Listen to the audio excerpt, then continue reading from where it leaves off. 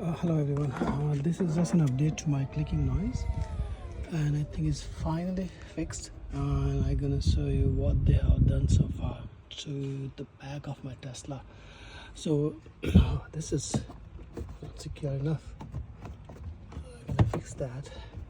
But anyway, they fixed the panel. Let me show you that. Actually, this piece is very easy to take off. So this fix, they secure this, no lag, as you can see here, dual side tapes everywhere. Same thing other side. They also fix all these cables and everything. So fairly everything is secure, but the noise was coming from this speaker grill and this part. And they put it here, as you can see here, they put some sort of insulation here, all the way here, and they say they secure this speaker panel properly, and that finally fixed my issue. But yeah, that's all about that's all the update I have.